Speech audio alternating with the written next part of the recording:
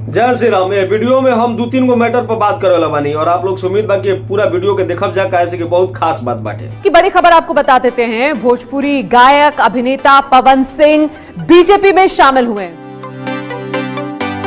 अगर आदेश आई कि आरा से चुनाव लड़ ली तो पवन जी तैयार बनी?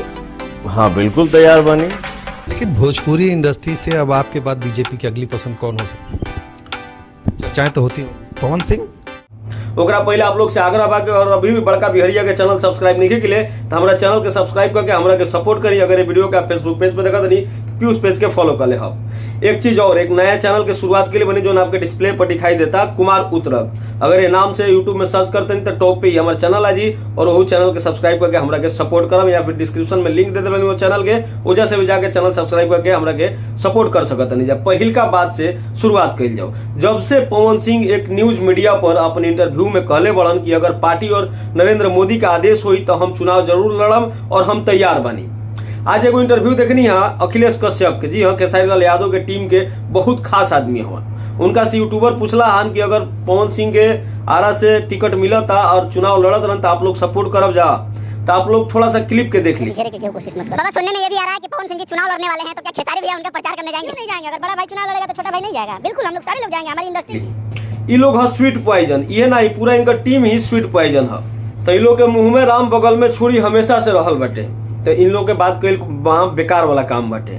लेकिन एगो और कयास आप लगा सकत नहीं कि पिछला बार आर.के. सिंह आरा से चुनाव लड़ल रहन और वजह से भाजपा के राजू यादव प्रत्याशी रहन और आर.के. सिंह के खिलाफ लड़ल रहन।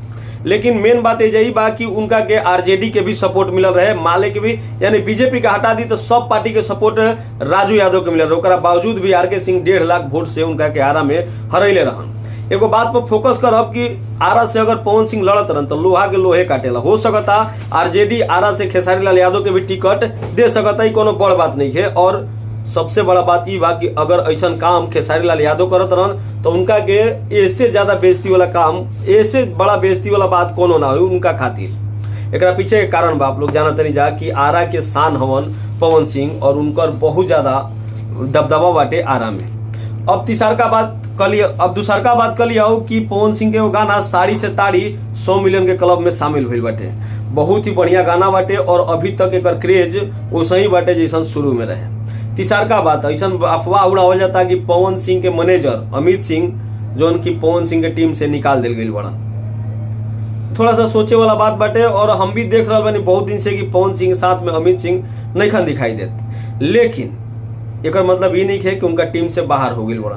कुछ ऐसा चीज बात थोड़ा शक पैदा करता, लेकिन आप लोग के क्लियरिटी मिल जाए बहुत जल्द ये बात के लिए कि अगर ये अफवाह उठाता तो पर क्लियरिटी देवे के चाहिए, दीपक सिंह के देवे के चाहिए जो पवन सिंह के खास मित्र होन और मैनेजर भी होन। अगर इस तरह के फैंस के दिमाग में बात सवाल बाटे तो इस चीज पर आके क्लियरिटी देवे के चाहिए कि आखिर का बात बाटे। और डिजिटल जो हैंडल करत रहन अमित सिंह, अब वो उनका नाम हटा दिल गई बाटे और सहयोग में खाली नाम रखल गई बा पवन सिंह के गाना में। अब का बात अंदरूनी बाटे, अब तो ये खैर ए पर क्लियरिटी उनका टीम के देवे के चाहिए। अफवाह फैले से बढ़िया बा कि ओकरा पहले क्लियरिटी दे देवे के चाहिए। बाकी आप लोग की वीडियो कैसा लागल बा हमरा कमेंट बॉक्स में जरूर बताइब जा।